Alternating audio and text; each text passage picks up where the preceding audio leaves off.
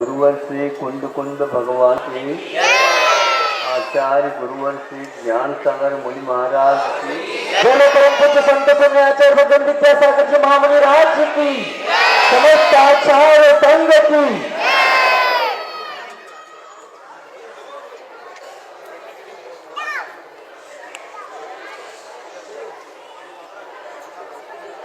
हम अपने विकास करना चाहते हैं। किसके माध्यम से करना चाहते हैं? ये बहुत सारे वैभव है, इनके विकास में हमारा विकास हो जाएगा। आज सोचते सोचते यहाँ तक तो अपने बारे में सोचना फिर भी ठीक है, अपने कार्य में लग जाओ, लेकिन ये सोचते सोचते अड़ोस पड़ोस की उन्नति न हो। क्या आप अपनी उन्नति तो चाहते हैं, किंतु उनकी उन्नति नहीं होना चाहिए, क्योंकि उनकी उन्नति होने से हमारा महत्व कम हो जाता है ना। ऐसा मन में आता भाव, ये अधर्म भाव माना जाता है। जिस प्रकार आप अपने बारे में सोचते हैं, वो भी अपने स्वयं के बारे में सोचता होगा। यदि वो भी मान लो आप जैसे दूसरे के विकास न हो ये सोचने लग जाएगा, फिर दोनों के पास धर्म नहीं रहेगा। आचार्य कहते हैं हमारा हित दूसरे के हित के बारे में सोचने पर भी आधारित है। दूसरे का हित हो ये सोचेंगे, हम स्वार्थ त्याग कर रहे हैं, पर के बारे में सोच रहे हैं। यदि पर के बारे में सोचना है तो उनके भी विकास के बारे में सोचो।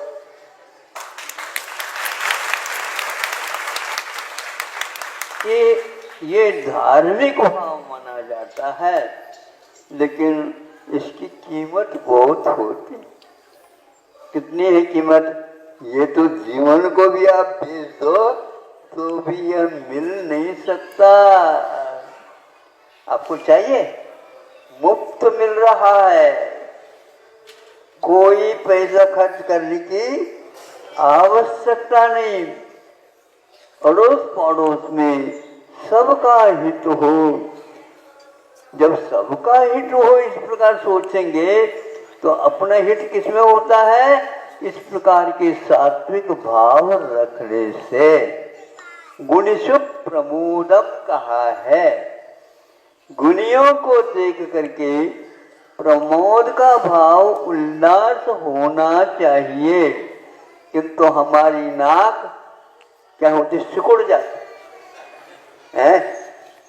दूसरे की बात करते हैं तो महाराज सिर दर्द होता।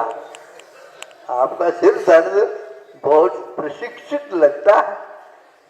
कितने किनके पास जाकर के प्रशिक्षण लिया? इसके लिए विद्यालय, महाविद्यालय, विश्वविद्यालय खोलने की आवश्यकता नहीं है।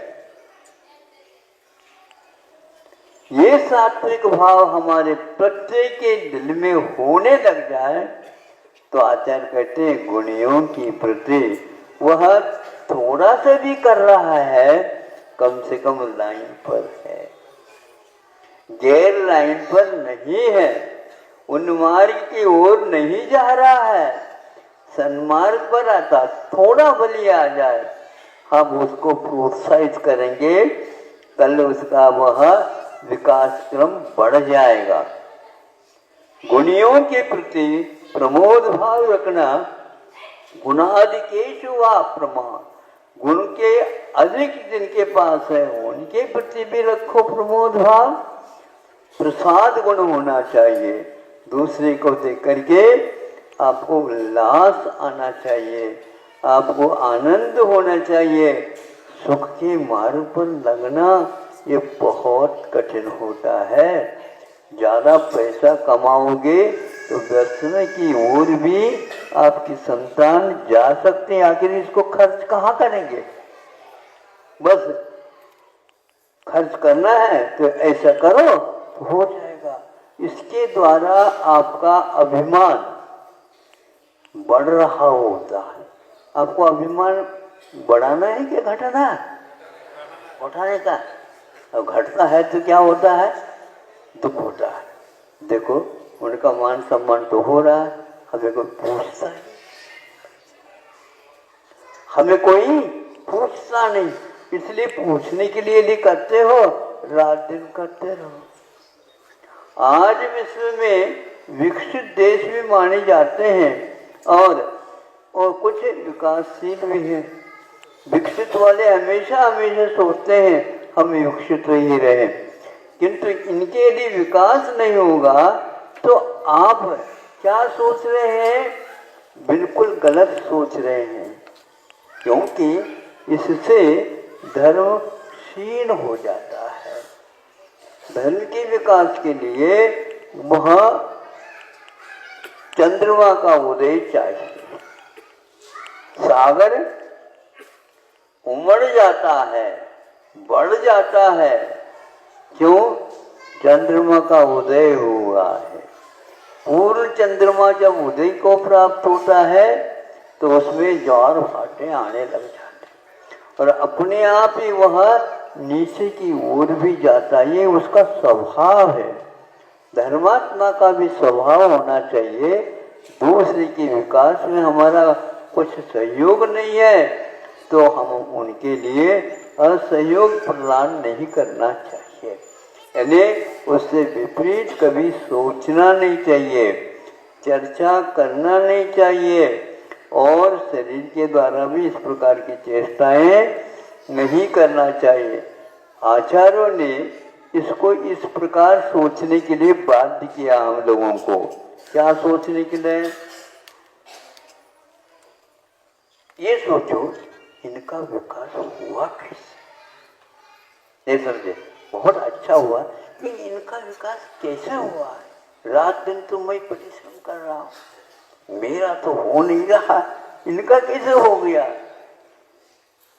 तब आचार्यों ने कहा है इन्होंने पूर्व जीवन में भी इस प्रकार का पुरुषार्थ किया था, धार्मिक वातावरण में रहे थे, औरों को भी लगाया था, औरों के कष्ट को दूर करने के लिए अपना कष्ट मान करके उनको दूर किया है। इस प्रकार स्वयं जैसे चाहते हो अपने लिए, उसी प्रकार दूसरे के बारे में सोचने से ये विकास होता है। अब यह सम्यक दर्शन की प्राप्ति के लिए ये भी एक हेतु बताया।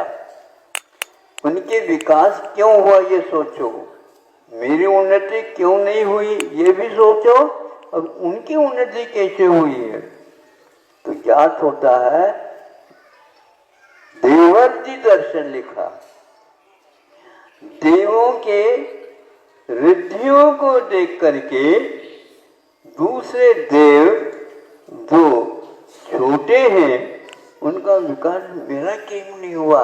हम दोनों एक साथ तो वहां पर काम करते थे, एक ही काम था हम दोनों का, एक ही दुकान थी हम दोनों की, सब कुछ होते हुए इनका विकास क्यों हुआ और मेरा क्यों नहीं हुआ।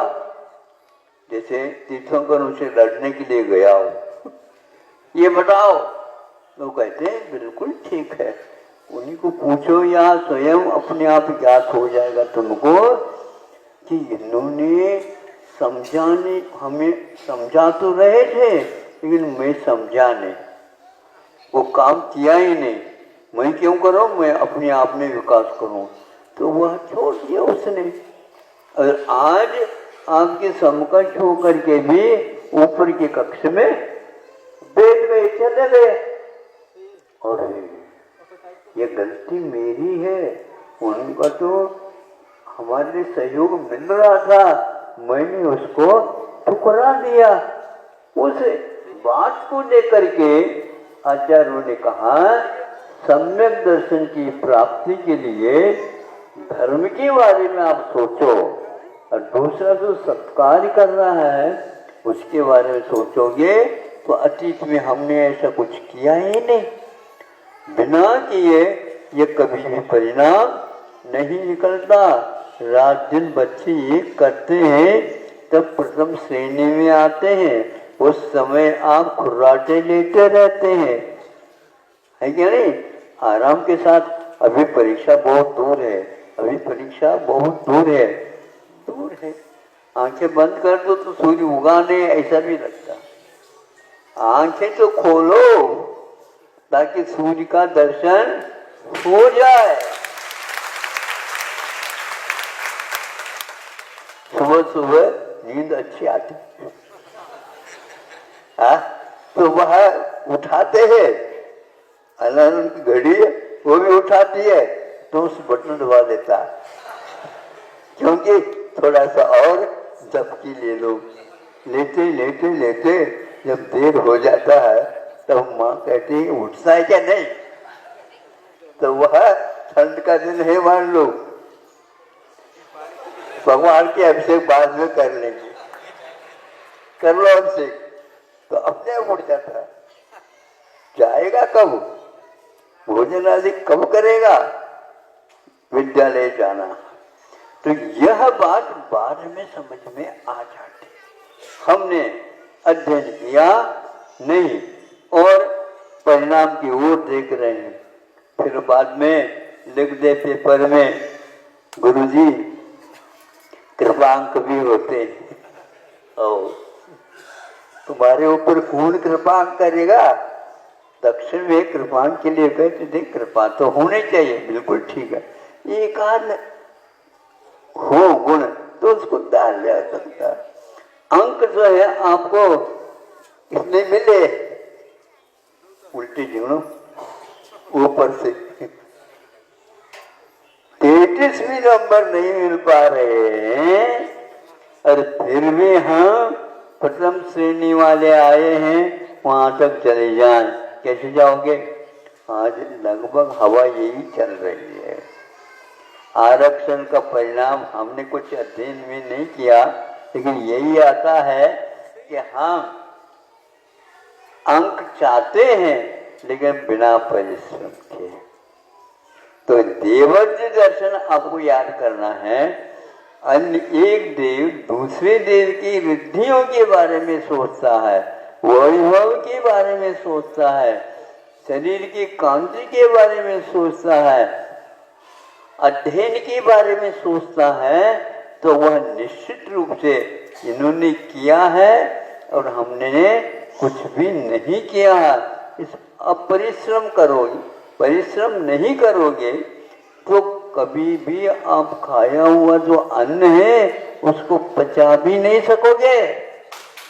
हाँ, बच्चों को ज्यादा पैसा मत ले लाओ, किंतु उसको परिश्रम सिखाओ तो वह अपने आप कहेगा पचा दे, हम भी करना जानते हैं। बेटा इतने दे दो, आप दुकान खोल लो। नहीं नहीं, हम जाएंगे बड़े नगरों में और कमा करके दिखाएंगे कमाई ऐसी होती। हाँ बेटा, अभी तो पहले देख तो क्या हो रहा। एक पाई नहीं तुम्हारे पास, हमें देने की कोई आवश्यकता नहीं, हम ही खड़े हो जाएंगे। कर्मठता चाहिए, ये सिखाओ उनको, श्रम सिखाओ उनको। ऊपर से कोई कृपा नहीं होती, कृपा तो उन्हीं के ऊपर बरसती है, भगवान की कृपा। कौन? तो स्वयं अपने आप को संभालता है। तो संभालता है तो फिर दूसरे को संभालने की क्या आवश्यकता है? थोड़े बहुत हाथ लगा दो, ठीक है, लेकिन परिश्रम तो अपने को करने, क्योंकि अपने पेट में जो दाना है वो तभी पच सकता है जब हम मेहनत करेंगे, जब हम पुरुषार्थ करेंगे, जब हम सात्विक भाव करेंगे। यदि कषाय भाव रखेंगे तो खाया हुआ पचता नहीं। क्या होता? क्रोध के साथ, मान के साथ, माया के साथ यदि आप भोजन आदि करते हैं, निश्चित है परिणाम निकलता है तुमने ऐसे ऐसे भाव किए इसलिए तो ऐसा ये पचा ही नहीं और पच सकता ही नहीं।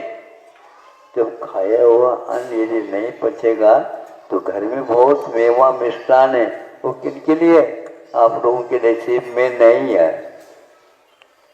अरबपति भी है, खरबपति भी है, लेकिन बहुत अच्छे खाते होंगे पीते होंगे। अच्छे क्या, दवाई तो अच्छे खाते, भोजन अच्छे नहीं कर सकते। गेहूं नहीं खा सकते, शक्कर नहीं खा सकते, घी नहीं खा सकते, दूध नहीं ले सकते, कौन से रह गए आप बताओ? सभी तूप घी तो कह दिया, ये सब नहीं खा सकते, नहीं खा सकते, फिर क्या खा सकते हैं? तो डॉक्टर लोग कहते हैं कम खाओ, यानी दुख का सेवन करो। दुखम सह निद्रा, इस प्रकार मूलाचार्य में पाठ आया। जितने आप दुख को सहन करोगे उतने ही घुट जाओगे, शक्ति आएगी, परिश्रम करने की क्षमता आएगी, अन्यथा ऐसे बैठे रहोगे। महाराज ये बेटा चल नहीं पा रहा है, आपने चलाया नहीं तो कैसे चलेगा? लाड प्यार ज्यादा करने से वो चलना भूल जाए, अपने आप चलेगा। वो वहां पर जाकर के बैठो, आप बेटा स्वयं नहीं उठो, अब खिसकेगा, खिसकता आएगा तो अपने आप एक बार उठ करके बैठना भी चालू कर देगा, अपने आप गति आ जाएगी। इसी प्रकार उसको पाला जाता, पोषा जाता, किंतु जब वह युवा हो जाए उस समय उसको कहा जाएगा तो अपना संभाल हुआ, ये घर ही तुम्हारा है, मेरा यहाँ पर कुछ नहीं। इस प्रकार आप परिश्रम की ओर देखोगे, आरक्षण अपने आप ही समाप्त हो जाएगा। यानी दूसरे को सहयोग तो दो, लेकिन ऐसे नहीं कि आराम तलबी के साथ दे दो। योग्यता का ही मूल्यांकन होना चाहिए। भारत में इसकी बहुत कमी हो गई है। योग्यता का परीक्षण हुए बिना ये परिश्रम कर ही नहीं सकते। एक बार चटका लग जाना चाहिए, उसको भीतर से रुचि जागृत हो लेना चाहिए। भोजन की यदि इच्छा नहीं होती और खाओ बेटे कुछ नहीं खाएगा वो, फिर दवाई खिलानी पड़ेगी। इसलिए उसके उद्दीपन की ओर देखो, उसके विकास की ओर देखो, विकास की सामग्री की ओर देखो, वो क्या खाता, क्या पीता, कैसा रहता, आदि आदि ये देखा करो, ताकि आप अपने जीवन को जिस प्रकार बना लिए उसी प्रकार उसका भी बन जाए। इसको देवर्षि दर्शन कहा है। देवों की रिद्धियों को देखने से हमें सम्यक दर्शन प्राप्त हो सकता है। इसका अर्थ दूसरे व्यक्ति जो अपने कार्यों में व्यस्त है उसको देखने से भी हमें अपना बोध हो जाता है और उसी के अनुसार हम चलते ही हैं। ये भेड़ चल नहीं मानी जाती, किंतु ये एक लाइन से होने से अपने आप ही, हाँ, अपने आप ही वो समझ में आने लग जाती है। जैसे मान लो किसी को देख करके लोग हंसने लगे, तो हंसने लगे तो वो देखते ये लोग क्यों हंस रहे हैं, तो आपको देख करके हंस रहे हैं, हाँ, समझ में आ गया। वो अपने कमीज की ओर देखता, शर्ट की ओर देखता, नीचे के बटन ऊपर रख गया। अब बोलो, लोग है ना, बाजार में निकलने से पूर्व में देख लेते, ये हंसते नहीं, पर उसको देख करके कई लोग अपने आप को संभाल लेते हैं। आप बहुत अच्छे हैं, देवर्षि दर्शन को याद रखिए। दूसरे की उन्नति क्यों हुई है, इनको वैभव क्यों मिला है, इनको कांति क्यों नहीं मिली है, आदि आदि सोचने से अपनी गलतियां सामने आ जाती है, आना ही चाहिए। और यदि मान लो दूसरा व्यक्ति आपकी गलती को बता देता है, परम मित्र मानना चाहिए उसको। हम अपने दोष को नहीं पहचान पाए और यह जो है हमारे लिए बता दिया, ये बहुत गुरु माना जाता है इसको। शास्त्रों में कहा तुम तो हमारे लिए गुरु बन गए, क्योंकि मुझे समझ में नहीं आता था, लेकिन आज आपने बताया। अपनी आंखों में कुछ गिर जाए, सही बताओ कि भाई इधर आ जाओ, इधर आ जाओ, इधर आओ, जल्दी आ जाओ। क्यों, क्या हो गया? मेरी आंखों में क्या गिर, देख लो।